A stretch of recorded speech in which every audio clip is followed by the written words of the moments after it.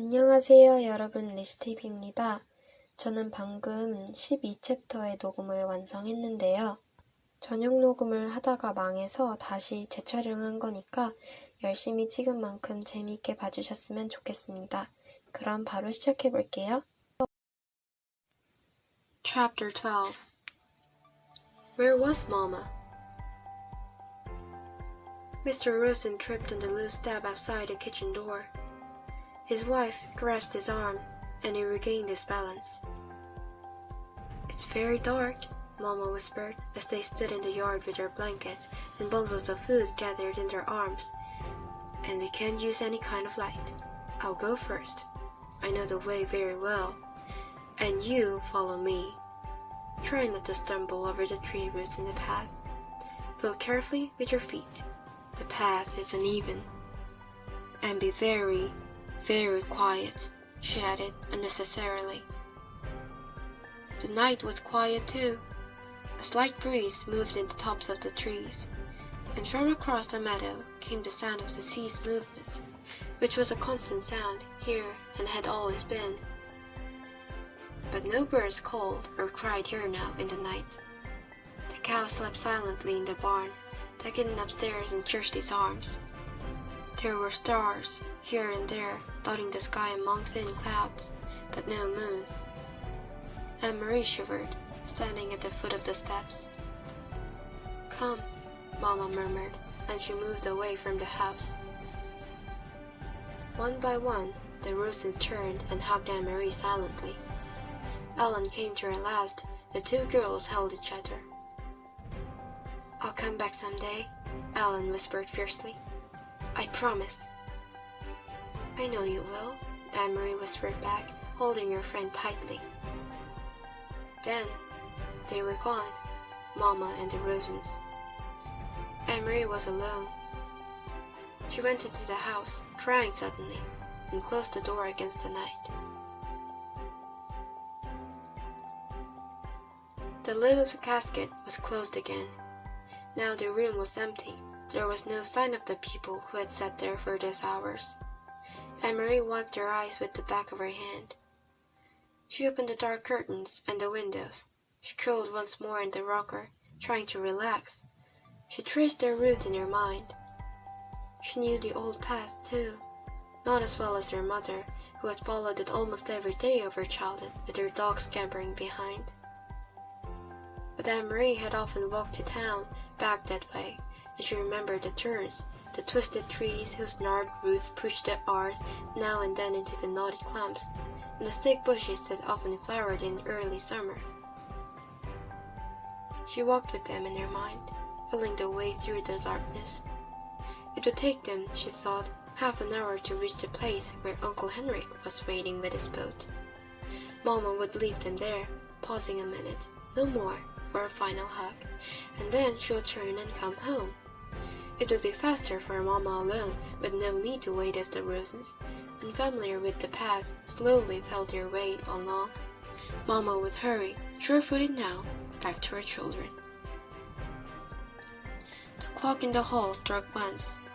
It was 2:30 in the morning. Her mother would be home in an hour, Anne-Marie decided.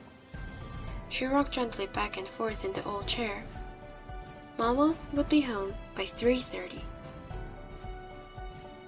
She thought of Papa, back in Copenhagen alone. He would be awake too.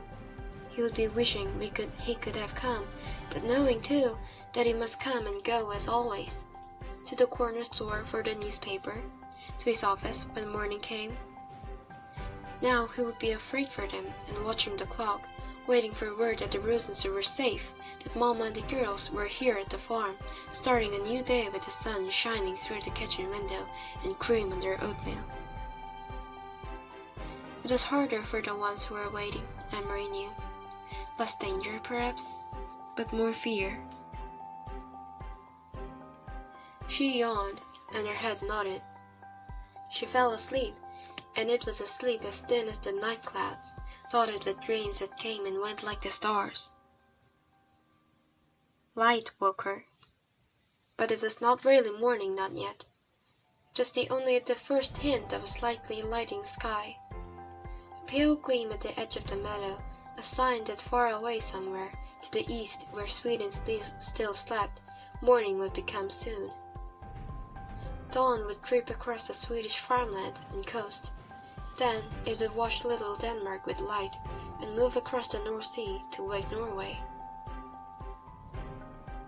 Anne-Marie blinked in confusion, sitting up, remembering after a moment where she was and why.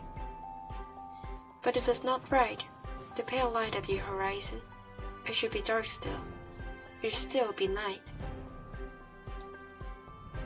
She stood stiffly, stretching her legs, and went to the hall to look at the old clock. It was past 4 o'clock. Where was Mama? Perhaps she had come home not wanting to wake Anne-Marie and had gone to bed herself. Surely that was it. Mama must have been exhausted. She had been up all night, had made a dangerous journey to the boat, and returned through the dark woods, wanting only to sleep. Quickly, Anne-Marie went up the narrow staircase. The door to the bedroom where she had slept with Ellen was open. The 2 small beds were neatly made, covered with the old quilts, and empty. Beside it, Uncle Henrik's door was open too, and his bed too was unused and empty. Despite her worry, Anne-Marie smiled slightly when she saw some of Henrik's clothes crumpled in a chair and a pair of shoes, caked with the barnyard dirt, lying on the floor. "He needs a wife," she said to herself, imitating Mama. The door to the old other bedroom, the one Kirsty and Mama were sharing, was closed. Quietly, not wanting to wake them, Anne-Marie pushed it open. The kitten's ears moved, standing up straight. Its eyes opened wide, and it raised its head and yawned. It pried itself out of Kirsty's arms, stretched, and then jumped lightly to the floor, and came to Anne-Marie. It rubbed itself against her leg and purred. Kirsty sighed and turned in her sleep. One arm, free now of the kitten's warmth and comfort, flung itself across the pillow. There was no one else in the white bed. Anne-Marie moved quickly to the window, which overlooked the clearing that led to the path's entrance. The light outside was still very dim, and she peered through dimness, trying to see, looking for the opening in the trees where the path began, looking for Mama hurrying home. After a second, she saw a shape there. Something unfamiliar, something that had not been that day before. A dark shape, no more than a blurred hip, at the beginning of the path. Anne-Marie squinted, forcing her eyes to understand, needing to understand, not wanting to understand. The shape moved, and she knew. It was her mother, lying on the earth.